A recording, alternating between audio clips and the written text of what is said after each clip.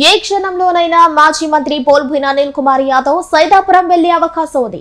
MLC బీదా రవిచంద్ర వ్యాఖ్యలను Anil serious గా తీసుకున్నట్లు తెలుస్తోంది. అనిల్ కుమార్ యాదవ్ 5 రోజులు గడువు విధించిన విషయం తెలిసిందే.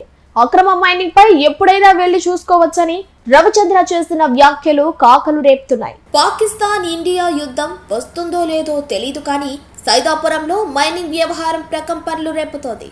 వైసీపీ టీడీపీ మధ్య సైదాపురం వార్ డిసైడ్ అయిపోయింది. అక్రమ మైనింగ్ వ్యవహారంలో డి అంటే డి అనే స్థాయికి అనిల్ కుమార్ యాదవ్ బీదా రవిచంద్ర వ్యాఖ్యలు చేరుకున్నాయి. అక్రమ మైనింగ్లు ఉన్నాయి. లీజు పూర్తయిన మైనింగ్లకు టెండర్ పిలవకుండా దోపిడీ జరుగుతుందని అనిల్ కుమార్ యాదవ్ వ్యాఖ్యానించిన విషయం తెలిసిందే. దీనిలో నెల్లూరు పార్లమెంటు సభ్యులు వేమిరెడ్డి ప్రభాకర్ రెడ్డిని ముగ్గులోకి లాగారు.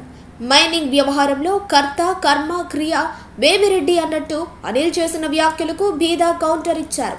తాడేపల్లి ప్యాలెస్ కు గత ప్రభుత్వంలో మైనింగ్ అమ్మి డబ్బులు పంపారంటూ బీదా ఆరోపణ చేశారు. అక్రమాలన్నీ వైసీపీ ప్రభుత్వంలో జరిగాయి. 50 ఏళ్లు అనుభవం ఉన్న వీపీఆర్ మైనింగ్ చేస్తే తప్పు ఏంటంటూ బీదా రవిచంద్ర ఘాటుగా స్పందించారు. దీంతో అనిల్ 5 రోజులు సమయం ఇచ్చినా ముందుగానే సైదాపురంలో జరిగే వివిధ అక్రమ మైన్లను అడ్డుకునేందుకు సంసిద్ధమవుతున్నారు. ఏ క్షణంలోనైనా అనిల్ సైదాపురానికి వెళ్లేందుకు సై అంటున్నారు. అనుచరులతో మంతనాలు చేసుకుంటున్నారు. పోలీసులు అడ్డు తగిలే వ్యవహారం ముందుగా తెలిసిందే. పోలీసులకు కూడా తెలియకుండా సైదాపురం చేరుకుని ఇక్కడ అక్రమాలు బయట పెట్టాలంటూ అనిల్ పథకాన్ని రూపొందించుకున్నట్టు తెలుస్తోంది. సైదాపురం సమరానికి సై అని అనిల్ కాలు రువ్వుతున్నట్టు సమాచారం.